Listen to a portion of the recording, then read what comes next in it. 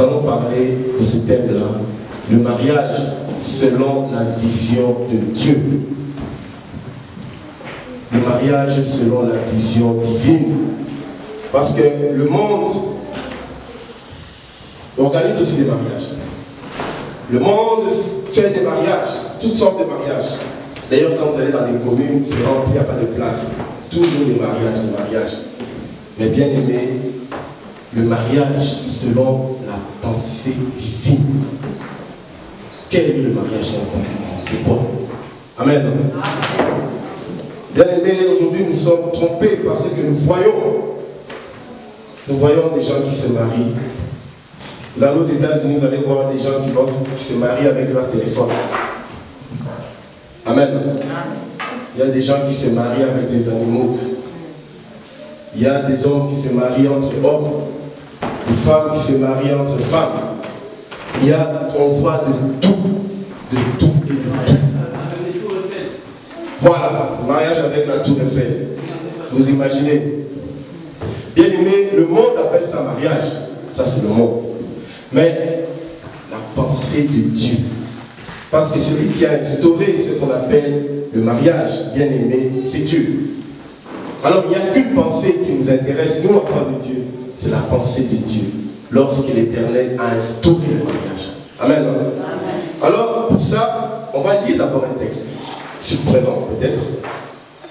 Mais avant que le mariage existe sur la terre, le mariage existait déjà au ciel. Et on va parler des noces de l'agneau. Amen. Les noces, ça veut dire le mariage de l'agneau. Qu'est-ce que ça veut dire?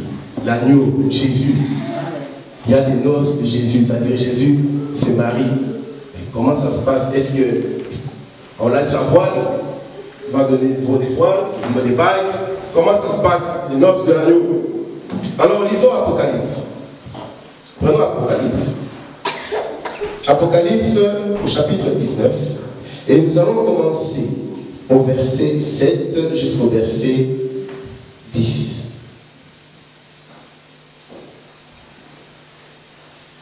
Nous allons commencer par ça pour parler du mariage dans la pensée divine.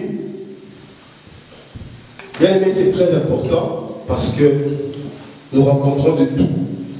On nous parle de tout. Les enfants, des fois dans les écoles, maintenant, on les raconte des choses et des choses. Mais nous sommes chrétiens, nous sommes enfants de Dieu. Que nous dit la parole? Que signifie le mariage dans la pensée divine? Alors, lisons un peu ce qui se passe dans le ciel, au niveau céleste, bien aimé, avant de revenir sur la terre. D'abord, on commence au niveau céleste. Les noces de l'agneau.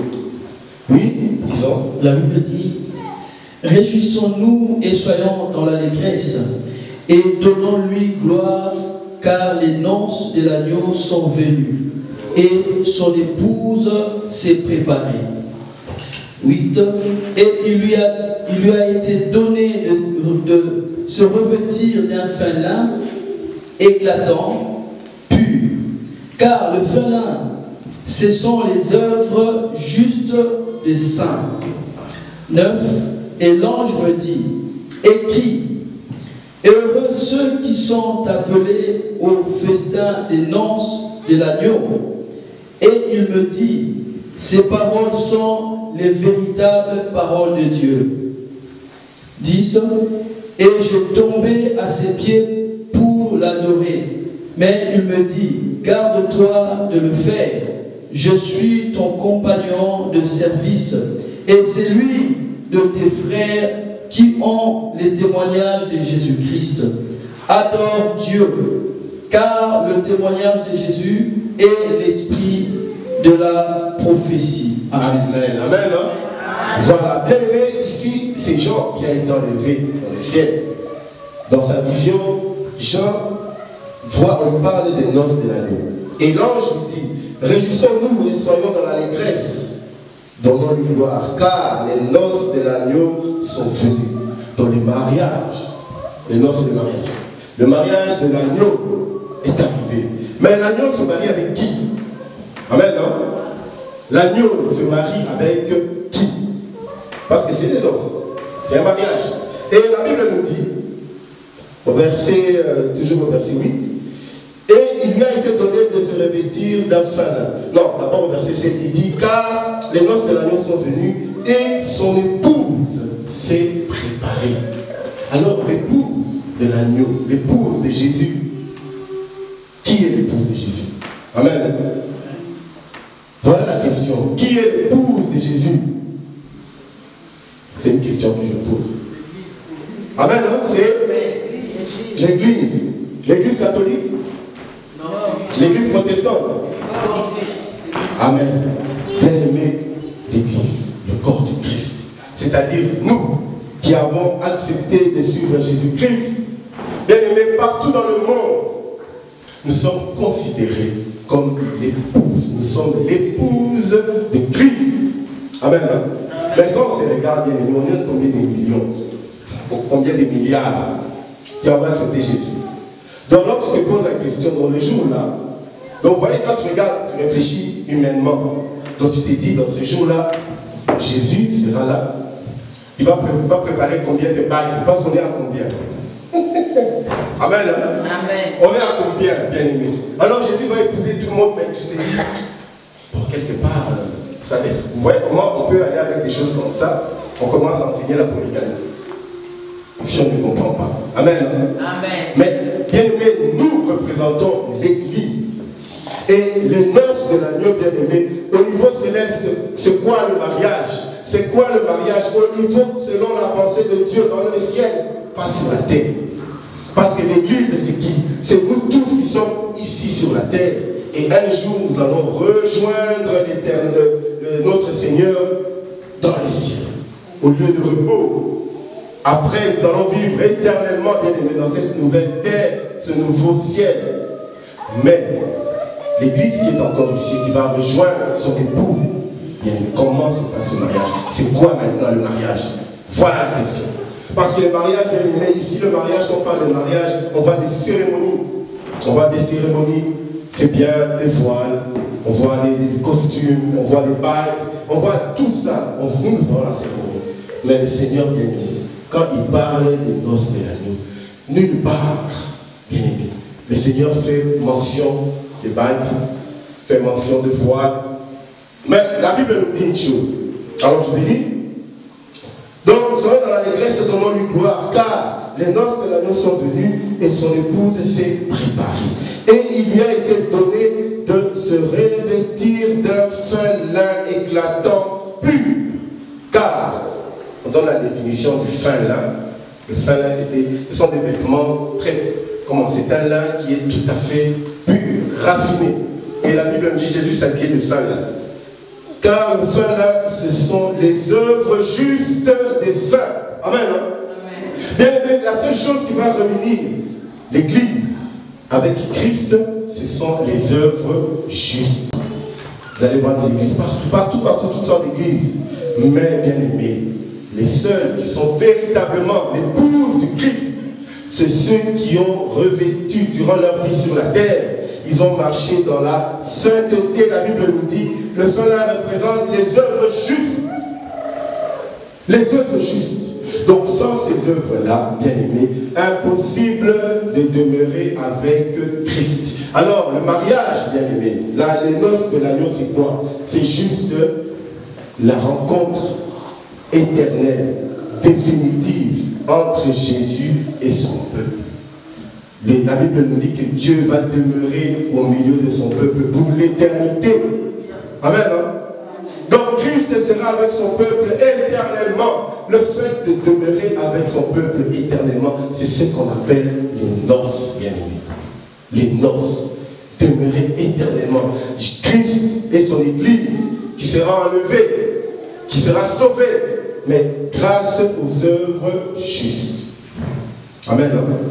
Donc vous voyez que les noces de l'agneau, selon la pensée de Dieu, ce n'est pas seulement une fête, comme nous pensons, où on doit bien s'habiller et tout ça. Oui, mais c'est que Dieu dit, les œuvres justes vont nous permettre de demeurer éternellement avec Christ. C'est ça le mariage selon la pensée de Dieu. Amen. Amen. Alors les noces de l'agneau, et il dit, donc l'ange me dit, heureux ceux qui sont appelés au festin. des noces de l'agneau. Et il me dit, ces paroles sont véritables, sont les véritables paroles de Dieu. Bien aimé, c'est Dieu qui a parlé de ça. Ce n'est pas un ange. Parce que l'ange a donné le message, mais c'est Dieu qui a parlé. Pour faire comprendre que l'homme est appelé à vivre éternellement avec Christ. Donc nous allons fusionner, c'est-à-dire là où nous sommes, Christ est en nous, nous sommes en Christ. Bien aimé, c'est ça le mariage. Selon la pensée de Dieu. Amen. Maintenant, nous allons retourner sur la terre pour voir comment ça se passe. Amen. Parce qu'aujourd'hui, bien aimé, on peut tout dire. On va parler, on va expliquer des mariages, on va expliquer toutes sortes de mariages. Les gens appellent ça mariage. Mais nous, enfants de Dieu, si on voit déjà la pensée de mariage, des noces de l'agneau, maintenant allons sur la terre, Toyeba, comment ça se passe. Amen. Jusque-là, c'est clair. Amen. Voilà, maintenant retournons à la terre. Laissons maintenant le ciel. Venons sur la terre. Comment ça se passe? Lisons, retournons dans Genèse. Genèse, au commencement. Amen. Genèse chapitre 2. Ou Genèse chapitre 1. Nous allons lire au verset 26 jusqu'au verset 27. Oui. Oui, papa. Genèse. Alors maintenant, nous allons voir au commencement quand Dieu a créé l'homme. Qu'est-ce que Dieu a dit? Oui. La parole dit, puis Dieu dit, faisons l'homme à notre image, selon notre ressemblance, et qu'il domine sur les poissons de la mer, sur les oiseaux du ciel, sur le bétail, sur toute la terre, et sur tous les reptiles qui rampent sur la terre. 27. Dieu créa l'homme à son image, il le créa à l'image de Dieu, et il créa l'homme et la femme. Amen. Amen. Bien aimé, lisez les versets. On relit le verset 27. Il y a quelque chose que Dieu, il y a quelque chose de bizarre. Vous devez savoir que dans la Bible, quand vous lisez la Bible, Dieu ne peut pas dire la même chose 2, 3 fois. Mais lisons un peu ce qui s'est passé. Dieu dit, Dieu créa, oui papa, relis. Oui, il est dit, Dieu créa l'homme à son image. Oui. Il le créa à l'image de Dieu. Ah, bien aimé. Dieu dit, Dieu créa l'homme à son image. Amen, non? Et puis il me dit, il le créa à l'image de Dieu. Bien aimé. C'était nécessaire de dire 2 fois. Non. Amen, non? Amen. Oui, et puis 27. Oui. C'est toujours. Continue, oui. Il créa l'homme et la femme. Ah! Dieu créa l'homme à l'image de Dieu. Amen. Hein? Il créa là, c'est au pluriel. Non. Totalement. Dieu créa l'homme à son image. Il le créa à l'image de Dieu. Singulier, hein? Oui. Une personne. Hein? Amen. Hein? Il le créa à l'image de Dieu. Et puis la Bible nous dit, il créa l'homme et la. Mais il créa une personne. Bien aimé, dans la Bible, vous savez, Dieu créa une personne. Mais il a créé une personne. Mais après, il dit cette personne-là, il a créé l'homme et il a créé la femme. Ah. Bon, ici, nous savons tous que Dieu a d'abord créé Adam. Amen. Hein? Et après quelques temps, Dieu a créé, a sorti Ève. Mais ici, la Bible ne dit pas ça. Là, je recommence. Dieu créa l'homme à son image. Et puis la Bible rajoute, il le créa encore, pardon, il le créa à l'image de Dieu. Alors il créa l'homme et la femme. Alors bien aimé, maintenant vous allez comprendre. Pour rentrer maintenant dans le véritable mariage, la notion du mariage, parce que le monde nous a pris beaucoup de notions. Mais la notion du mariage, la Bible nous dit que Dieu a pris l'image. Il a son image à lui, et de son image, il y a qui? L'homme et la femme. L'homme est à l'image de Dieu. Amen. La femme est à l'image de Dieu. Amen. Amen. Mais avant, la Bible dit, verset 26, puis Dieu dit, faisons l'homme à notre image et selon notre ressemblance. Amen. Amen. Mais quand il dit la deuxième fois, Dieu ne parle plus de ressemblance, il insiste sur l'image. Amen. Sur l'image. Bien aimé, c'est là où se cache tout le secret du mariage. Selon la pensée de Dieu. Bien aimé, on va d'abord dans l'image. Le mariage, bien aimé, ce n'est pas seulement que oui, je suis homme, c'est une femme, ou bien je suis homme, peu importe. Alors, on se met ensemble et c'est le mariage. Non. Il y a d'abord une affaire d'image. Amen. D'abord l'image. Si l'image n'est pas là, bien aimé, ce mariage ne colle plus avec la volonté de Dieu. Amen. Amen. Si l'image n'est pas là. Parce que Dieu dit que j'ai créé l'homme à mon image. Et je l'ai créé à mon image. Homme et femme. Dieu a créé Adam. Bon. Donc, on avait parlé d'Adam l'autre fois. Adam était là. Mais Adam qui est mort. Parce que si on dit que Dieu a créé Adam, et puis Dieu se reposait le 7e jour. Amen. Parce que l'homme a été créé le 6e jour. Le 7e jour, Dieu se reposait. Amen. Et Ève est venue après. Ça veut dire, si on regarde ça, on va dire que Dieu a créé, il y avait un 8e jour pour Ève. Vrai.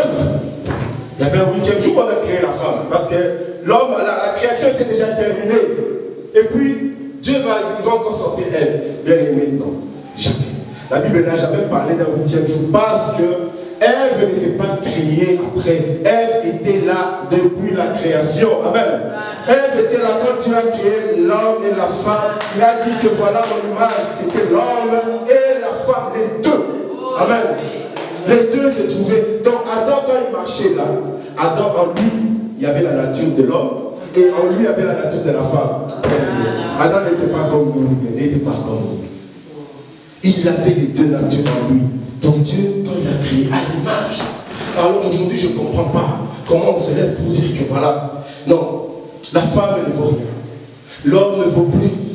Bien aimé, il n'y a aucune image de Dieu qui est faite. Aucune. Amen.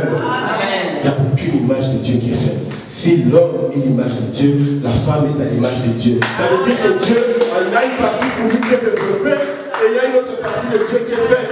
Bien aimé, quel enseignement? Bien aimé, non.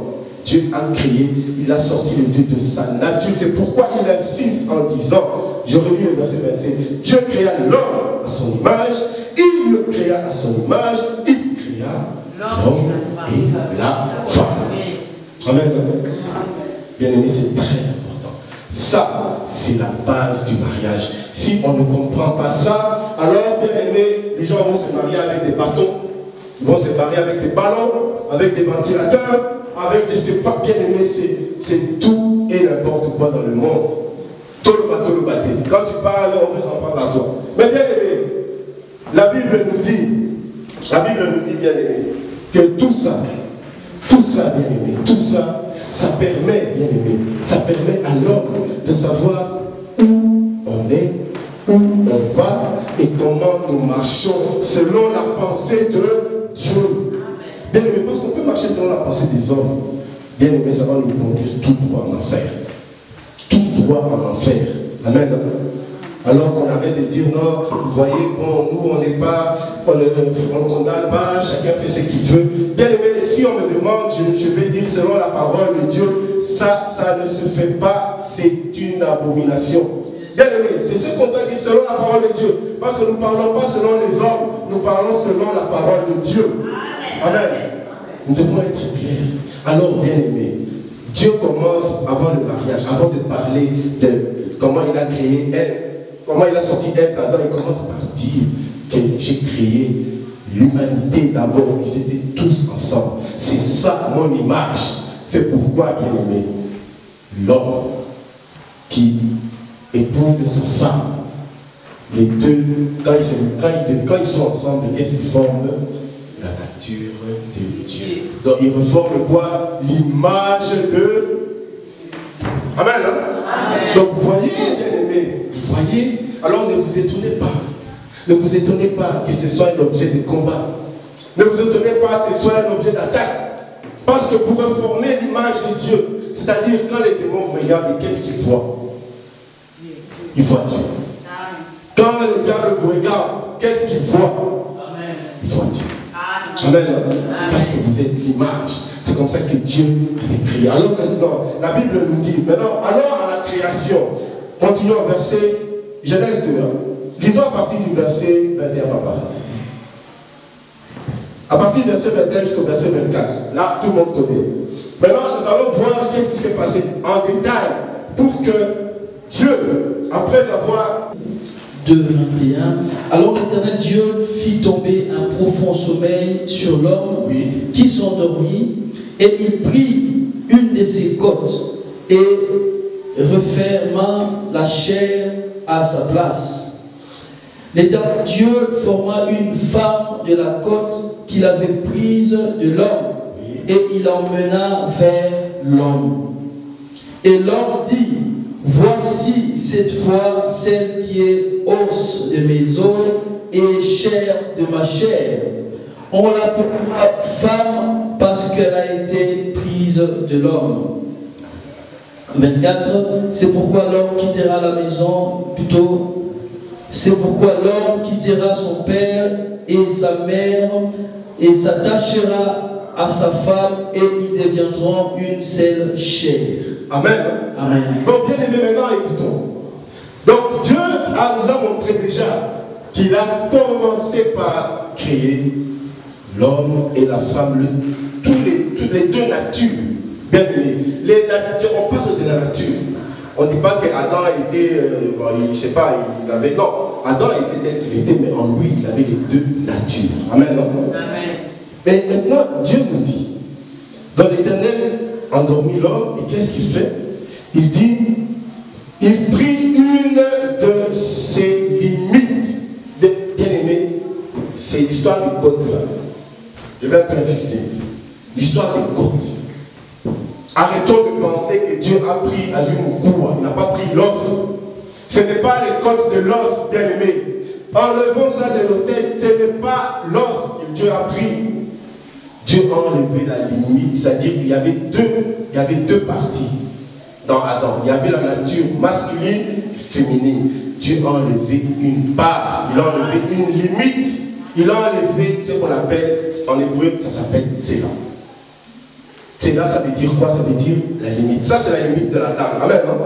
Ma table est là, ça, c'est la limite. Si elle est collée à une deuxième table, la limite est là. Amen. Alors, Dieu, il a enlevé une limite. Il a enlevé la limite féminine, il a laissé à Adam la limite masculine. Amen, non? Ce n'est pas l'os. Parce qu'on a toujours dit, oh, mon écoute, nous avons le roi qui nous court. Pourquoi il nous court à coloter? Il a pris les. Pourquoi? Arrêtez. Dieu n'a pas enlevé l'os. Dieu a enlevé la partie féminine qui se trouvait en Adam. Et à partir de cette partie-là, il a formé Ève. C'est pourquoi je vous ai dit, il n'y a pas un 8e jour de création. Ève était déjà là dans Adam. Et Dieu a juste séparé. Maintenant, quand Dieu a séparé, qu'est-ce qu'il a fait? Vous voyez, ça c'est un papier. Ok? Amen, hein? Amen. Exemple. Ça c'est Adam. Dieu fait ça. Ok? On a qu'à tirer ma vie, hein? Voilà, bien aimé, si je vais rattacher. Quand tu prends ça, amen. Là aussi tu as déchiré, c'est deux parties. Hein? Exemple, c'est un exemple. Là aussi j'ai déchiré. Quand je prends ça, je le mets ici, ça colle. Non. Pour que ça colle, bien aimé, je reprends la partie qu'il faut. Et là, ça colle. Amen. Amen. Bon, bien que ce n'est pas bien, mais là. Mais c'est ça. Alors, bien aimé, la nature féminine et la nature masculine, ce sont les deux natures qui s'attachent l'une et l'autre.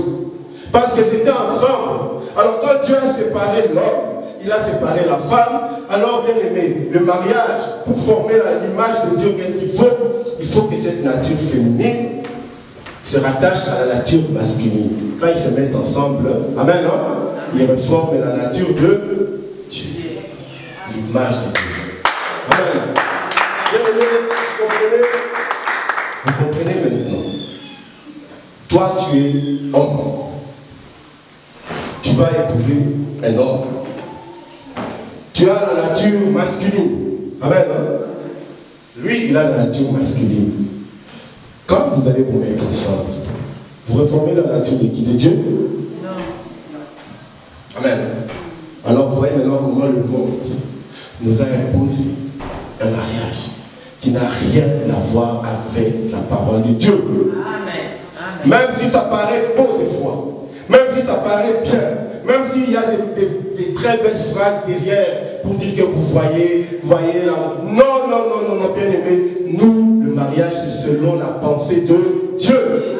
Parce que si Dieu a fait tout ça, bien aimé, c'est pour nous faire savoir que sa nature, ce n'est que la nature masculine et la nature féminine. Tu ne vas pas te mettre avec un animal en disant que tu reproduis la nature de Dieu. Bien aimé, attention. Le monde est en train de nous tromper.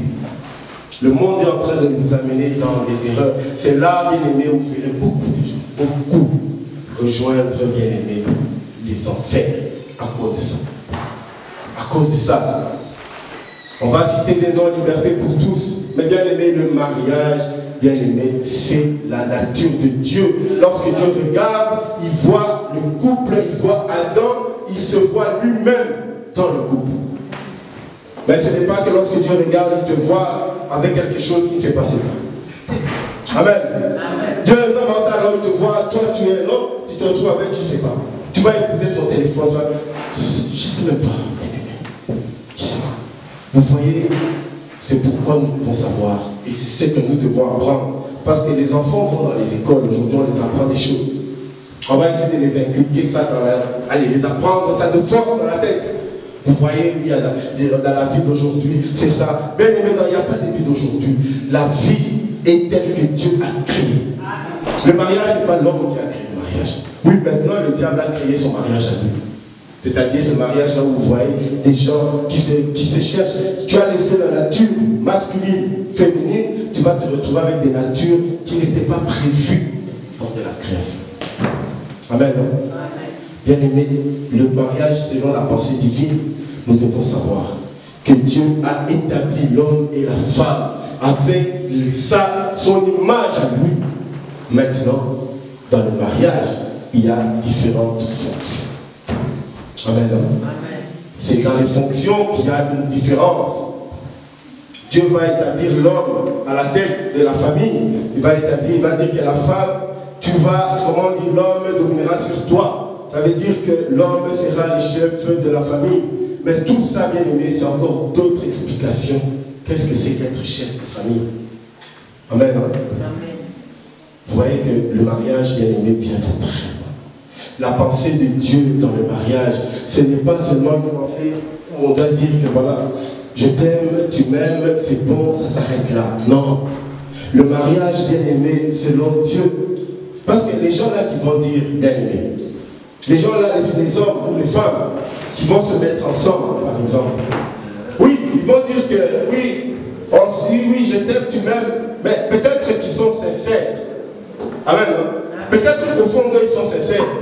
Mais devant Dieu bien-aimé, ce n'est qu'une abomination. Parce qu'ils ne reproduisent pas la nature de Dieu. Et lorsqu'on ne reproduit pas la nature de Dieu, on n'est plus dans le mariage. On fait autre chose que le mariage. Est-ce que c'est clair pour tout le monde? Amen. Amen. Hein? Est-ce qu'on peut acclamer d'abord pour la gloire de Dieu? Le mariage, comme je viens de dire, le mariage, c'est une notion divine. C'est pourquoi Dieu nous parle dans la fin des temps. L'Église va demeurer avec lui éternellement. Et quand l'Église va demeurer avec Christ éternellement, bien aimé, il y a la notion, nous sur la terre, nous ne sommes pas éternels, mais nous allons vivre de manière perpétuelle. C'est pourquoi le mariage ici sur la terre, c'est jusqu'à ce que la mort vous sépare. Amen. Hein?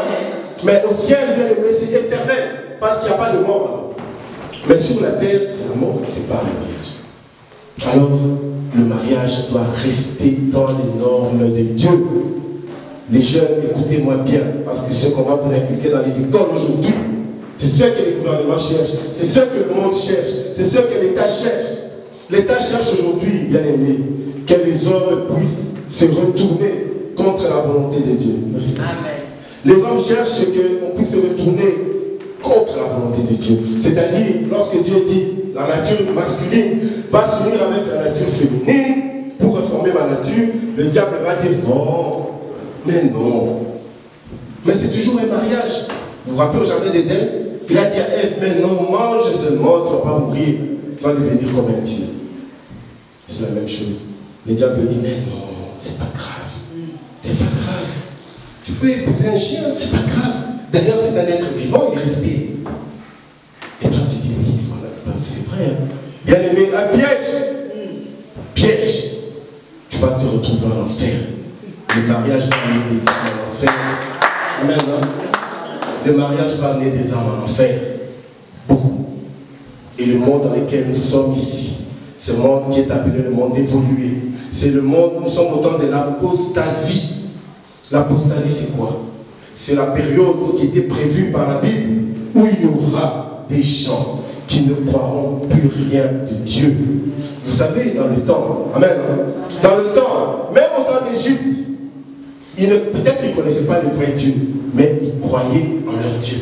Amen. Amen. Ils avaient une croyance, ils avaient une crainte, parce qu'ils avaient leur Dieu, mais ils croyaient. Mais aujourd'hui, bien aimés, les gens ne croient plus à rien. Alors ça ne nous étonne pas que quelqu'un, une femme va épouser un cheval, un homme va épouser, je sais pas, une chèvre, peu importe, le monde est vraiment dans l'abomination totale. Mais le Seigneur nous dit, le mariage, c'est d'abord la nature masculine. Quand Dieu a créé Adam, donc je vais relire ici, pour les papas qui sont arrivés un peu en retard, je vais lire les textes, c'était dans Genèse, chapitre 1, verset 26. Donc Dieu dit, faisons l'homme à notre image et selon notre ressemblance. Et au verset 27, Dieu dit, Dieu créa l'homme à son image. Il répète encore, il le créa à l'image de Dieu. Et Dieu dit, mais il le créa à celui-là, il le créa homme et femme. C'est ça la nature d'Adam. Adam, lorsque Adam a été créé, bien aimé, Adam n'était pas seul. Vous savez, souvent on nous dit que Dieu a créé Ève, pourquoi? Voilà la question. Amen. Amen. La question qu'on se pose, Adam il était déjà là. Dieu a créé, la création c'est d'arrêter. Mais après, Dieu dit, mais non, il n'est pas bon que l'homme soit seul, alors on va créer Ève. Viens. Mais comment on dit ça? Souvent, c'est qu'on nous dit, Dieu a créé Ève, il a créé la femme, parce que Adam était dans la solitude. Il était seul, il voyait les animaux deux à deux, lui il se trouvait là tout seul. Bien aimé. Amen. Amen. Comment tu vas être dans la solitude de quelque chose que tu ne connais pas? Amen. Amen. Parce qu'il n'y avait pas de Ève, il n'y avait jamais eu de femme sur la terre. Comment il va se sentir dans la solitude de quelque chose qu'il n'a jamais vu? Amen. Amen. Tu peux pas, quelque chose que tu n'as jamais vu, que tu ne connais pas, ne peut pas te manquer. Amen. Donc ce n'était pas la raison. C'est pas parce qu'Adam était seul, qu'il était dans la solitude, que Dieu dit non, mais voilà, non, je l'ai créé, il est seul, vraiment, bon, ça va, je vais lui créer une femme. Non, bien aimé, non. Dieu n'a pas créé Adam et Ève parce qu'Adam était seul, mais bien aimé. Dieu, qu'est-ce qu'il a fait?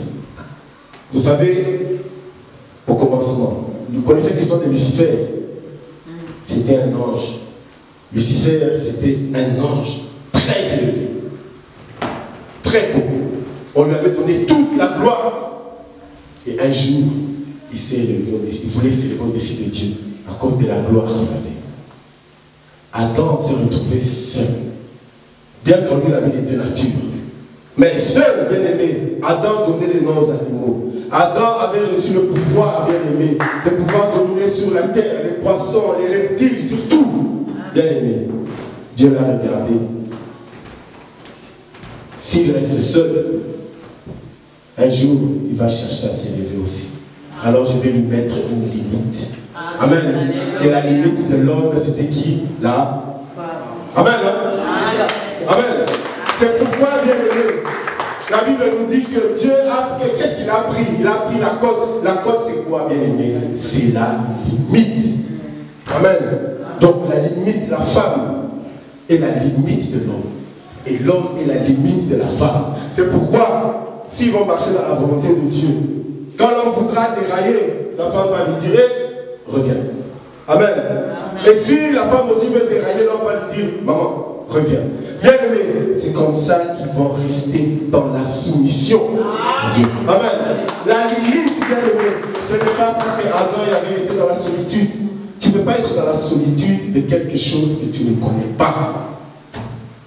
Amen. Tu peux dire, oh, maman, tu sais, le Japon me manque. Tu n'as jamais été là-bas, ça va te manquer comment? Yamona Kindoki ou bien Amen.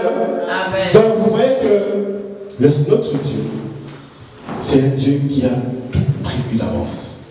Tout prévu. Le mariage, bien aimé, ce n'est pas seulement viens, on se met ensemble, et si on est à deux, ça suffit. Non. Tu peux te mettre avec un homme, alors que celui-là, Dieu n'a pas choisi pour toi. Tu peux être avec une femme, et ce n'est pas celle que Dieu a choisi pour toi. Tu peux laisser, tu vas te mettre femme comme on voit aujourd'hui, homme comme on voit aujourd'hui, homme animal comme on voit aujourd'hui. Bien aimé, c'est l'abomination pure et simple. Il n'y a pas d'explication à donner parce que nous parlons du mariage selon la pensée de Dieu. Amen. Et ce n'est pas dans la pensée de Dieu. Amen. Amen.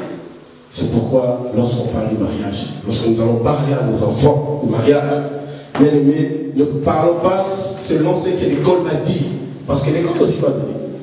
Les gouvernements vont donner aussi leur avis. Ils vont donner leur position.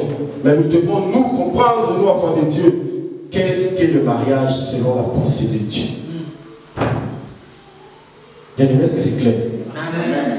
Vous savez, des fois on parle de ça, mais on ne se rend pas compte combien ces enseignements du monde ont détruit les enfants. Détruit, mais littéralement. Détruit. Le mariage, je vais vous dire ce que papa Grâce vient de lire ici. Dans Genèse chapitre 2, verset 21. Au verset 22, la Bible dit, l'Éternel forma une femme de la limite.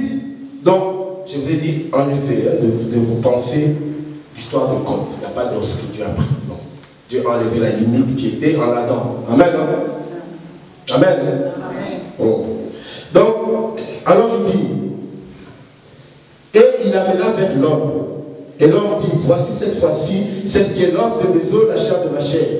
Je vais sauter tout ça au verset 24. C'est pourquoi l'homme quittera son père et sa mère et s'attachera. Amen. Maintenant, s'attacher. C'est là, je vais chercher un exemple. Là, j'ai une bouteille. Amen. La bouteille et les micros sont attachés. Amen. Ils sont attachés? Non. Est-ce qu'ils sont attachés? Non. Amen, Papa Francis. Là, bien aimé, si on croit que le mariage c'est ça, c'est-à-dire, ma femme, tu viens, mon mari, tu viens, puis on se met ensemble, on habite la même maison, on commence à avoir des enfants, on commence à faire des grands projets, et puis on dit qu'on est attaché. Bien aimé, c'est faux.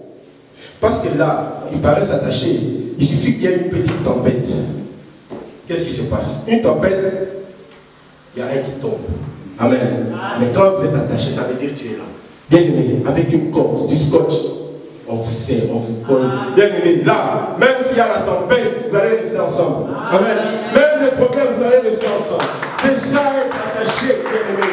Parce que lorsque tu es attaché à ta femme, ça veut dire que, bien aimé, toi et ta femme, vous ne formez que. C'est ça la nature de Dieu. La nature de Dieu ne se divise pas. La nature de Dieu ne se sépare pas. La nature de Dieu ne se déchire pas. C'est pourquoi la Bible dit l'homme quittera son père et sa mère et il va s'attacher. Pas être côte à côte. Pas être à côté de sa femme. Le mariage nous demande d'être dans cet attachement. Ça veut dire fusionner, devenons une personne. Mais pour faire ça, bien aimé, pour faire ça, nous devons comprendre que le mariage, bien aimé, c'est d'abord reformer la nature de Dieu. Amen. C'est pourquoi vous voyez que l'église, une église sérieuse, lorsqu'il y a des difficultés dans un couple, dans une famille, nous allons toujours chercher à remettre les choses en place. Amen. Parce que ce n'est pas vous qui êtes combattu. Ce n'est pas la femme qui est combattue, ce n'est pas l'homme, mais c'est la nature de Dieu qui est combattue. Amen. C'est la nature de Dieu qui va être détruite. Le diable déteste voir l'image de Dieu. Lorsqu'il te voit, il a envie de te voir. Ah papa, je vais te voir seul. Quand je vous vois ensemble comme ça, vous êtes là. L'image de Dieu, non, je dois détruire. Je dois séparer. Amen. Amen. Très important, bien-aimé. La pensée de Dieu pour le mariage. Alors si nous comprenons ça, nous n'allons jamais céder à ce que le monde nous fait voir, ce que le monde nous fait entendre. Nous devons toujours revenir à ce que Dieu a dit, ce que Dieu a fait. Le mariage ne s'arrête pas seulement à vivre ensemble, à habiter ensemble, faire des choses ensemble, des projets, non. Mais le mariage, c'est d'abord reformer, retourner à la nature de Dieu. Amen. Donc, avant de clôturer, on va lire un passage. Lisons dans Éphésiens chapitre 5, s'il vous plaît. Éphésiens chapitre 5. Et nous allons lire un peu ce que l'Éternel nous dit. Éphésiens. Qui a écrit l'épître aux Éphésiens? Apôtre. Voilà, apôtre Paul. Alors, Éphésiens chapitre 5. Et nous allons lire à partir du verset 22. À partir du verset 22. Voilà. Oui, c'est pas trop. Éphésiens chapitre 5. Éphésiens 5, 22, la Bible dit: Femmes, soyez soumises à vos maris, comme au Seigneur. Car le mari est le chef de la femme, comme Christ est le chef de l'Église, qui est son corps, et dont il est le sauveur. 24. Or, de même que l'Église est soumise à Christ, les femmes aussi doivent l'être à leur mari en toutes choses. Marie, aimez vos femmes, comme Christ a aimé l'Église et s'est livré lui-même pour elle, afin de la sanctifier par la parole, après l'avoir purifiée par le baptême d'eau, afin de faire paraître devant lui cette Église glorieuse, sans tache, ni ride, ni rien de semblable, mais sainte et irrépréhensible. Amen. Amen. Amen. Amen. On peut s'arrêter là, papa. Bien aimé, ça c'est l'apôtre Paul qui parle. Femmes, soyez soumises à vos maris. Pourquoi la femme est soumise à l'homme? Parce que, bien aimé, quand l'homme a péché, Adam et Ève, lorsqu'ils ont péché, qu'est-ce que Dieu a dit à Ève? Qu'est-ce qu'il a dit à Ève? J'augmenterai tes douleurs d'enfantement. Amen. Et tu seras, il dit quoi? Tes désirs se porteront sur ton mari. Et lui, qu'est-ce qu'il va faire? Il dominera sur toi. Amen. Ton mari dominera sur toi. Bien aimé, dominer, ce n'est pas comme on pense dans le monde. Et quand on parle de dominer, nous on pense directement, il va te piétiner. La place de la femme, c'est la... Ouais. Oh, comment, voilà, oui, j'avais suivi ces trucs-là. Oh, la place de la femme, c'est dans la cuisine. Ça, c'est bon, vous savez, des fois, je vous dis sincèrement, il y a des gens qui manquent d'enseignement. Quand tu manques d'enseignement, tu passes devant, commence à dire n'importe quoi. Ben, voilà, c'est ça les résultats. Amen. Ça c'est les résultats. C'est dommage, mais ça existe. Alors, bien aimé, donc, le désir de la femme va se porter sur son mari et il va dominer sur lui. Ça veut dire que c'est ce jour-là, bien aimé, après la chute, que Dieu a établi cette hiérarchie dans la fonction, pas dans la nature. Amen. Dans la fonction de l'homme dans la maison, l'homme aura la fonction de chef de famille. Amen. Ça veut dire que la femme doit reconnaître qu'elle doit être soumise à une certaine autorité qui est l'homme. Amen, non? Amen. S'il y a des questions posées, hein? Parce que de toute façon, dans mon ami, sur la Bible, donc, il y a une certaine autorité. Amen. Mais l'autorité de l'homme, vous voyez ce que la Bible vient de dire. L'homme aimait mon mari comme Christ a aimé l'Église. Ça veut tout dire. Ça ne veut pas dire que l'homme doit savoir piétiner. Est-ce que Christ a piétiné l'Église? Non. Est-ce que Christ a écrasé l'Église? Non. Mais la femme, Dieu lui-même, ce n'est pas un homme qui a imposé ça, mais c'est Dieu. Amen. Alors l'apôtre Paul dit: femmes, soyez soumises à vos maris comme au Seigneur. Car le mari est le chef de la femme comme Christ est le chef de l'Église. Christ, lorsqu'il était sur la terre, il a fait en sorte que son Église soit glorieuse. Amen. Il a fait en sorte que son église soit élevée, que son église soit pure, propre. Et c'est ça le travail du chef. Donc ça veut dire dans ta maison, lorsque tu sais que l'homme, c'est à lui que je donne cette autorité, que l'homme que l'Éternel m'a demandé de faire, alors lui, en retour, il doit me protéger. Il doit me rendre pur. Il doit me sanctifier. Il doit m'aimer. Donc vous voyez bien aimé que le chef, être chef, ça ne veut pas dire que tu t'assois au tiers ma colicolo, mais ça va nous c'est un foufou. Maman là bas foufou. Maman là bas Thompson. Non, bien aimé. Ce n'est pas ça. Même si tu peux faire de temps en temps, mais ce n'est pas ça. Être bien aimé chef de famille, ça veut dire faire comme Jésus a fait avec l'Église. Mais tout ça, pourquoi? Pourquoi le Seigneur nous donne tous ces principes? Seulement parce que le couple représente Dieu. Et là où il y a Dieu bien-aimé, il doit avoir la sainteté, il doit avoir la pureté, il doit avoir toutes ces bonnes choses. Amen. Sinon, qu'est-ce que le Seigneur a à faire des couples? Mettez-vous ensemble, si ça ne va pas, ça ne va pas. Mais non, non, non, non, non. Le Seigneur, vous représentez, vous êtes son image. Alors le Seigneur veille sur son image. Amen. Amen. C'est pourquoi le Seigneur tient à ce qu'il y ait cet ordre dans les couples. Alors maintenant, il faut comparer maintenant le mariage selon la volonté de Dieu avec ce que le monde nous présente. Quand toi tu vas épouser un chien, est-ce que tu as besoin que le chien soit soumis? Est-ce que tu as besoin que le chien soit bien aimé? Donc vous voyez qu'on est en dehors de la volonté de Dieu. C'est ce qu'on appelle l'abomination. Amen. Le mariage selon la volonté de Dieu. On ne va pas rentrer trop dans les détails, sinon on est parti jusque demain. Mais une chose à retenir, le Seigneur nous a créés dès le commencement. Lorsque Dieu a créé Adam, il avait déjà créé Adam avec l'image du mariage. Amen. Les deux natures étaient ensemble. Il les a séparées pour les réunir à chaque fois. Chaque fois que l'homme et la femme vont se réunir, ils vont reformer la nature de Dieu. Et ça, nous devons le savoir. C'est très, très, très important. Parce que lorsque tu es conscient de ça, tu vas savoir comment conduire ton couple, comment aimer ton mari, comment aimer ta femme, comment vivre selon la volonté de Dieu. Parce que le monde viendra aussi te mettre des choses dans la tête. Tu dois savoir résister. Amen. Est-ce qu'il y a une question par rapport à tout ça? Est-ce que c'est vraiment clair pour tout le monde? Amen. Oui, est-ce qu'il y a une question par rapport à ça? Oui, papa. Je vais demander, est-ce que la soumission de la femme s'arrête seulement au niveau de reconnaître son mari, l'autorité de son mari, ou il y a autre chose? Amen. Amen. La soumission de la femme, vous avez suivi la question. Est-ce que ça s'arrête seulement à reconnaître l'autorité de son mari, ou il y a autre chose? Bien aimé, quand on parle de l'autorité, l'autorité c'est quelque chose de très vaste. Je donne l'exemple.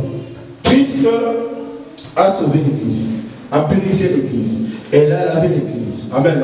Christ a lavé l'Église. Mais qu'est-ce que l'Église fait en retour? Tu vas dire, oui, Christ m'a lavé, c'est bien, je reconnais que c'est mon sauveur, ça va, je reconnais son autorité, c'est tout. Non. L'Église aussi a un travail à faire. Ça veut dire quoi? L'Église a aussi le travail de soutenir Christ. L'Église a le travail de obéir Christ. L'Église a le travail aussi de défendre Christ. Amen.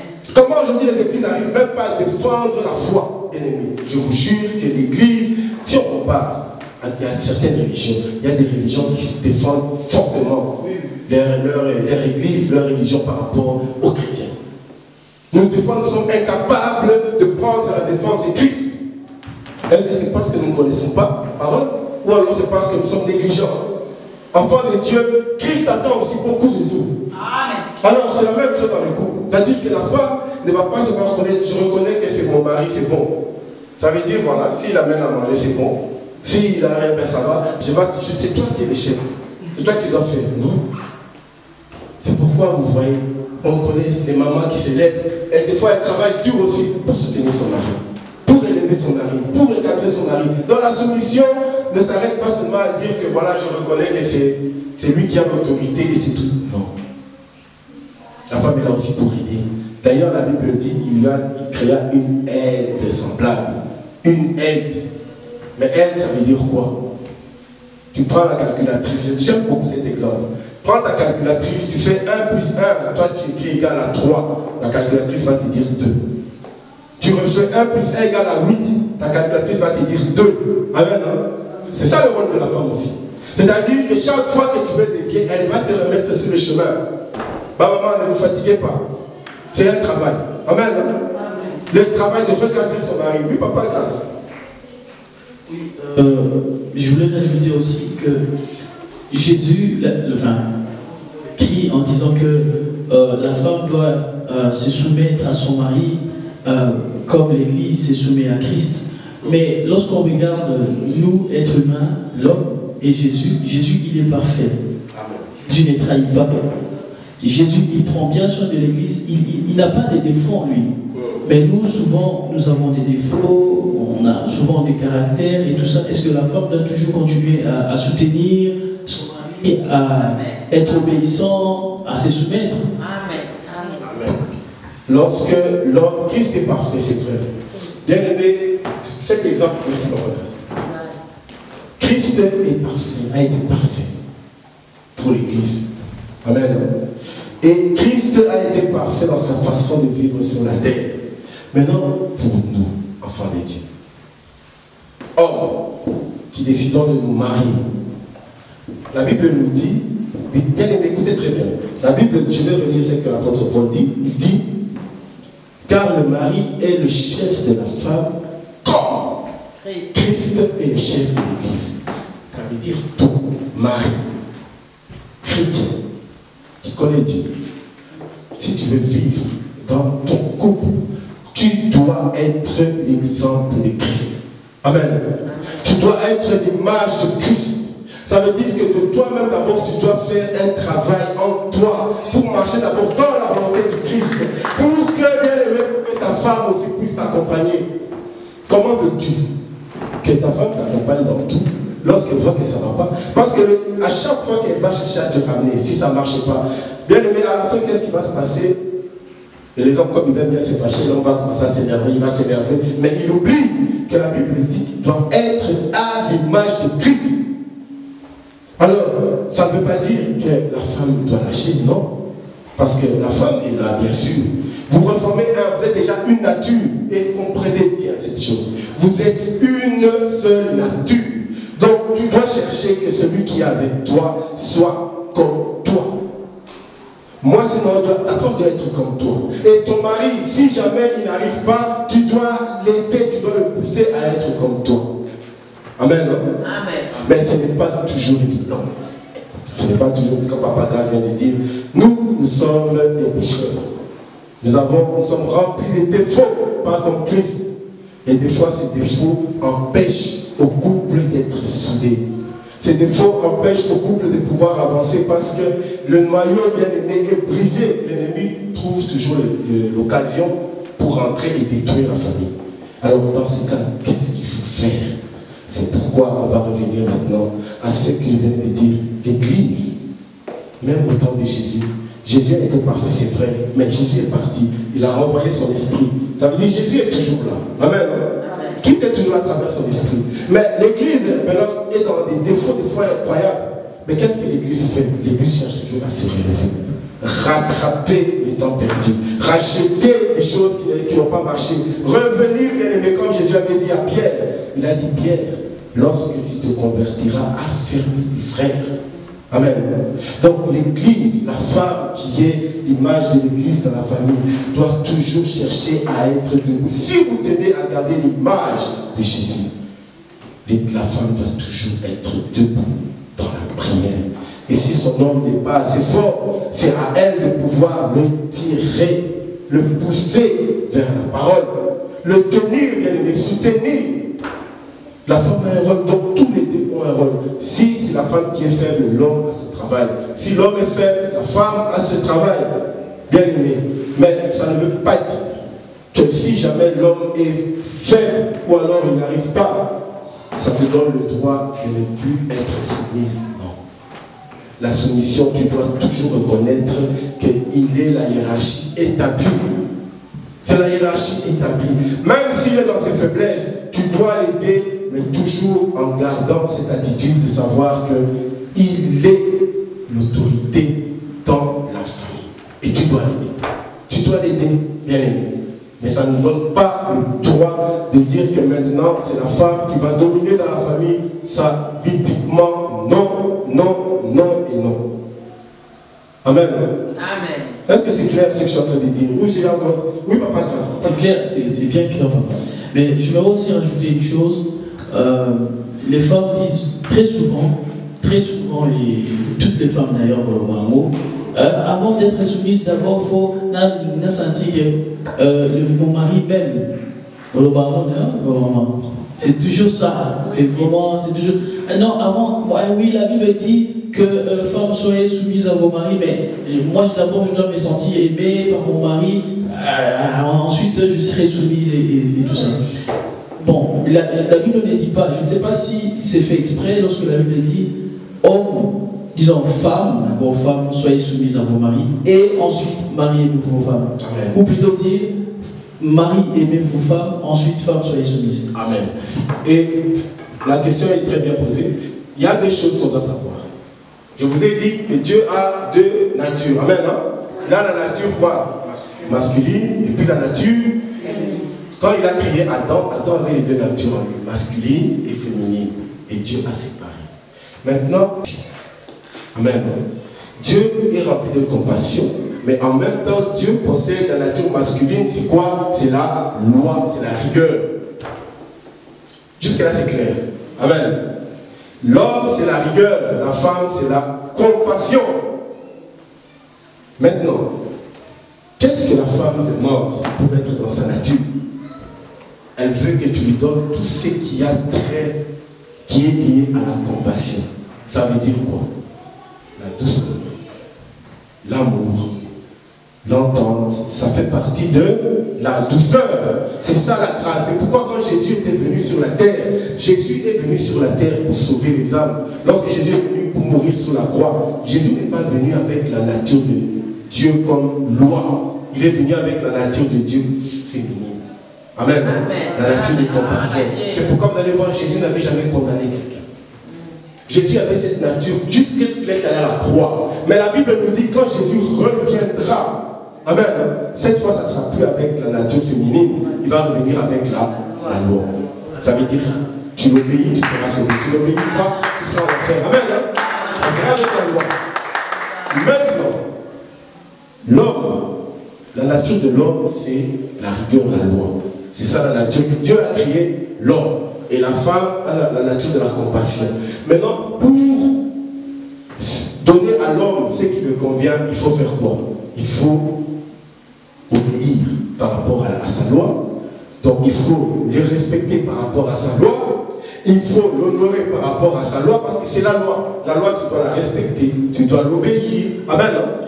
Donc tu dois, tu dois être soumise à la loi. Donc c'est-à-dire que ce n'est que la nature de l'homme. Et la nature de la femme, c'est quoi? C'est donner ce qui lui convient, c'est-à-dire l'amour, l'entente, la tendresse, tout ça, ça fait partie de la compassion. C'est pourquoi, dans un couple, la femme va toujours dire hey, même parler avec moi, il ne parlait pas avec moi. Même il ne m'entend jamais. Il n'est jamais. Pourquoi? Parce que qu'est-ce qu'elle cherche? Elle cherche sa nature, la compassion. Alors, si un homme, tu veux effectivement que tu sois respecté, c'est-à-dire que la femme te soit soumise par rapport à la parole, tu dois agir selon la parole. Ça veut dire donner à celle qui est devant toi sa nature, la mettre dans sa place. C'est-à-dire je lui donne la nature de la compassion et en retour, elle va me donner l'instruction. Bien aimé, ça va de plaire. Amen. Ça va de plaire. Amen. Amen. C'est très important. Parce que si l'homme ne donne pas à la femme ce qu'elle demande, amen, la femme demande ce qui est de sa nature. Amen. Quand la femme te dit, tu ne parles pas avec moi, je veux juste entendre, même avoir un peu de temps de discuter, c'est sa nature, c'est ça la compassion. La compassion, c'est être à côté de quelqu'un, lui parler, s'il y a quelque chose, tu vas, c'est pourquoi quand les enfants, vous voyez quand l'enfant fait des désordres dans la maison, on va dire, allez, ça va bien, allez, calme-toi, tout ça, les papas vont venir, stop, c'est comme ça, allez, sors. Ça, c'est amen. Hein? Parce que l'homme vient avec la loi. Et maintenant, bien aimé, pour nous, enfants de Dieu, si on veut vivre dans le mariage, que chacun donne à l'autre sa nature. Il n'y aura jamais de problème. Amen. Hein? Voilà, c'est Dieu.